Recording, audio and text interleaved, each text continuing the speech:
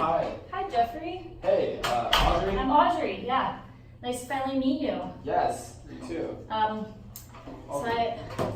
Thank you for having me. We have about 20 minutes, right? That's correct. All right, well, here's my business card. Thank you. So I spoke with Marquez. I appreciate him setting up this meeting. Me too. So I'm just gonna, is it okay if I ask some questions, take some notes? Absolutely. I'm just gonna go over some things that I found with my meeting with Marquez. And is there anyone else that you would like in the meeting? Okay, well I printed off an agenda for you, so I'd like to show you. We kind of found three main areas, that Salesforce could maybe help you guys out with. Mm-hmm. So the first one was the timelines, kind of getting that order to delivery. Yes, absolutely. And then sales and client info, so customer relation management. Sure. And then the third one that we found was the maintenance scheduling. Yes, that has definitely been a problem. Okay, that's what we found. So I'm just gonna get started, and I'll just ask some questions about each of these and take some notes. Sounds so we can get great. into it. So the first one I'd like to talk about was the timeline, or so order to delivery. So how long does it usually take an order to be processed, and then from getting the order, processing, and then manufactured, delivered? It varies. I will say on average, 4 or 5 days, depending on the size of the order and the complexity of it. Does that ever lead to unhappy customers? Because I was talking with some competitors, and it seems that they're more on the 1 to 2 days to order processing. Well, it seems like a long time, but the amount of hurdles that we have to go through as far as relaying information and that sort of thing, we've gotten it about as good as we can get it with where we're at. So how does that kind of communication happen between the departments? Our salespeople will actively be pursuing sales, and sales come in a number of ways. It starts with a phone call or a person-to-person engagement, and then the needs of that person are taken in and written down and emailed by our sales representatives. Okay. Do you think that process could be improved? Yes. For sure? Okay. Yes. Probably. Do you think that this, looking at your competitors, you guys have a large market, it looks like you're growing, very quickly. We try. We're great. About 50-50, in domestic and international. And okay, that's awesome. Yes. So do you think that, this time taking so much longer, do you think it leads you guys to lose sales?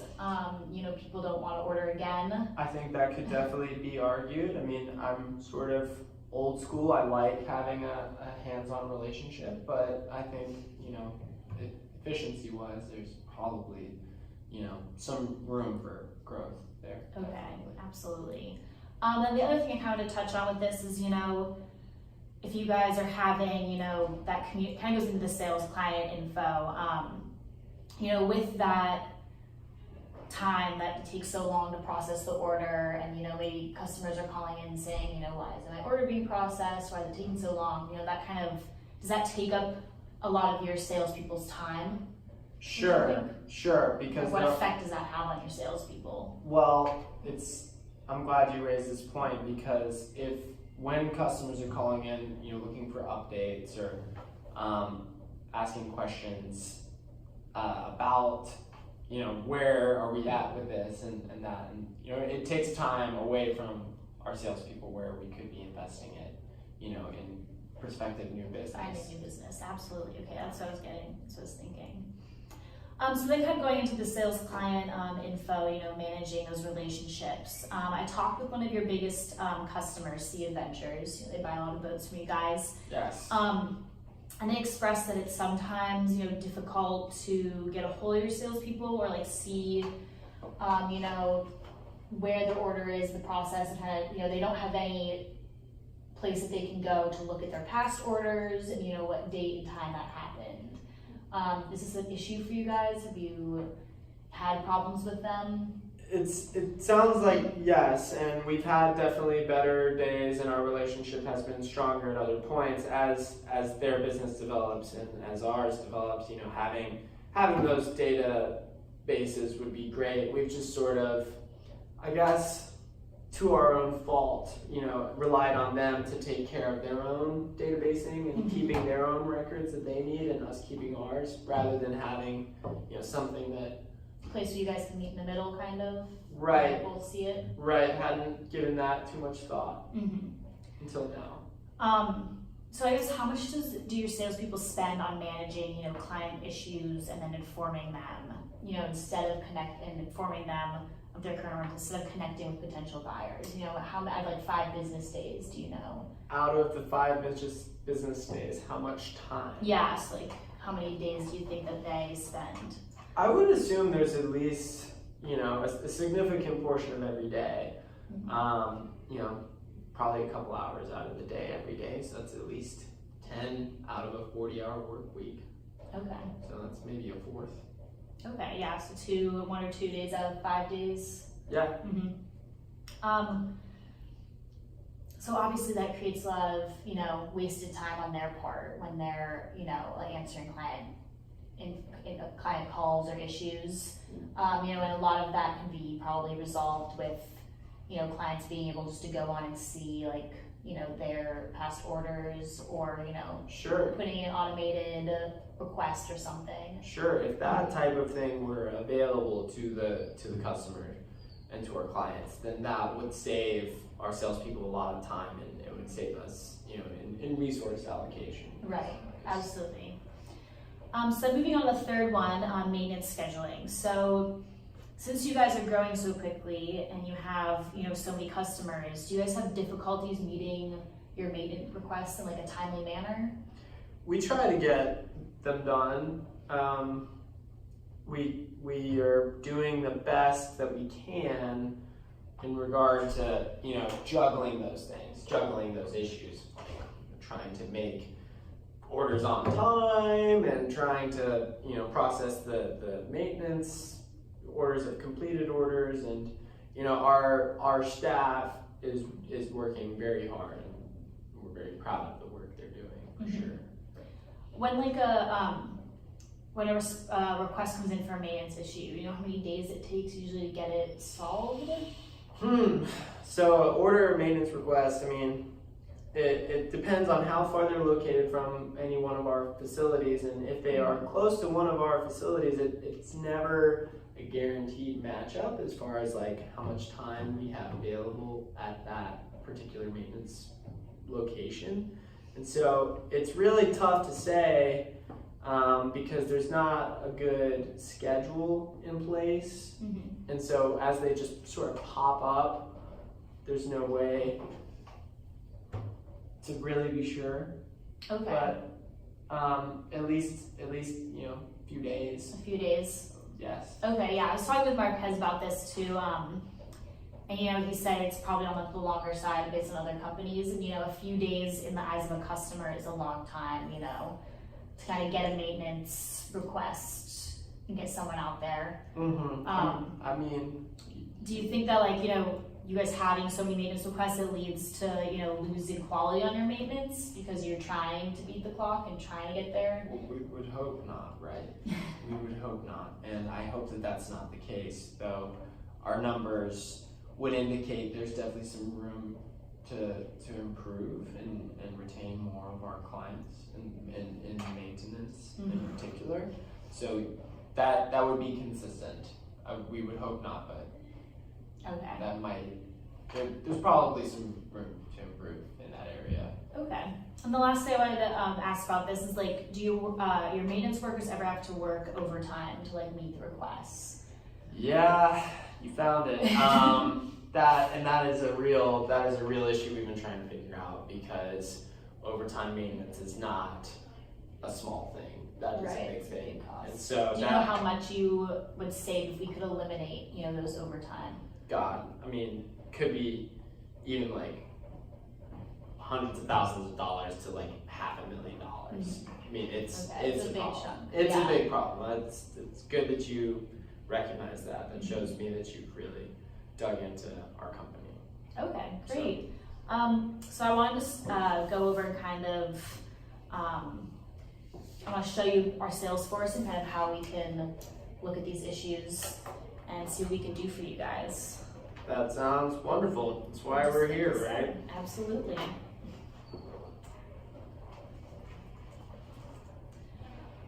So the first thing, looking at the timeline order, Salesforce has like an automated processing of orders. So when an order gets put in to your system, it automatically goes to Salesforce, and then that can communicate with your other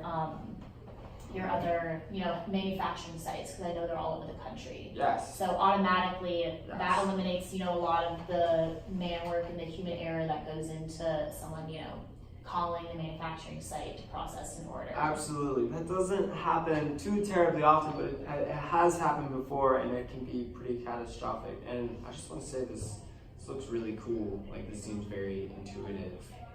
Yeah, so we have a dashboard, and it has, each section. And so looking at that timeline order right here, you could see if they could cut down that process, by 2 days, so it's like 1 or 2 days to get that order processed. You guys could definitely fulfill a lot more orders. Thinking about, you could increase with your company increasing, you're gonna be getting a lot more orders. Mm-hmm. If you could decrease that time by like 10%. If you're looking at your sales, and you guys have 1,200,000 in sales currently, if you could increase that by 10%, that's looking at $120,000 you guys are gonna make extra every year. And that's nominal compared to what this potentially could even do, because this would sort of revolutionize the way that new sales come in for us, because all the info's here. Yeah, it definitely connects with your system.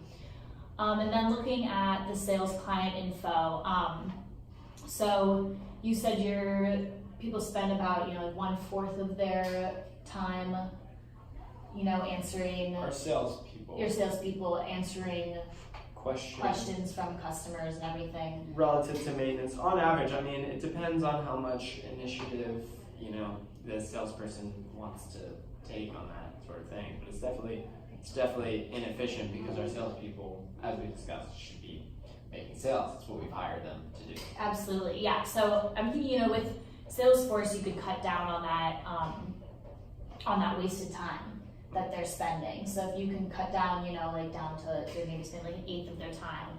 So I'm thinking looking around $270,000 is wasted on those salespeople, having to respond to all of their clients, for a lot of issues that clients can go on to their account and kind of see. Right. And that's how Salesforce would help there, kind of connecting the customer to the business instead of having directly go through someone. Yeah, absolutely. I could see that very much, because rather than having, being on the phone with one of our salespeople and saying, oh, well, what is this? And having them look it up and get back to you and all that. It's like, if this... They would have all that information. So this would be available to our customers. To our clients. Okay. Yeah.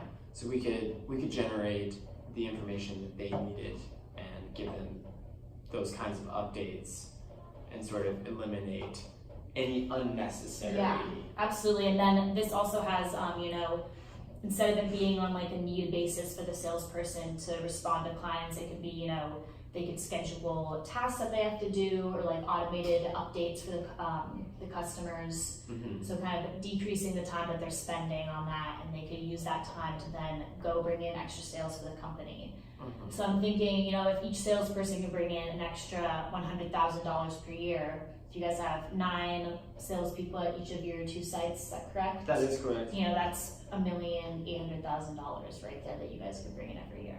That's very significant. That is very significant. And then the last thing about the maintenance scheduling, you guys, so you have the ability to schedule your maintenance requests, and I think that would make it more efficient.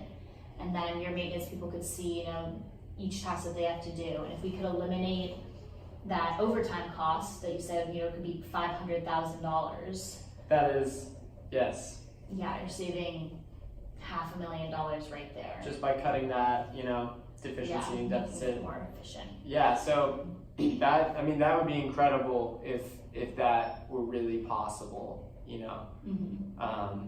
And then I also talked with your maintenance manager, said that you guys spend about $1 million on your maintenance, like with the system, current system. Yes. And I think if you could cut down on that time by about 10%, that's saving you another $100,000 right there.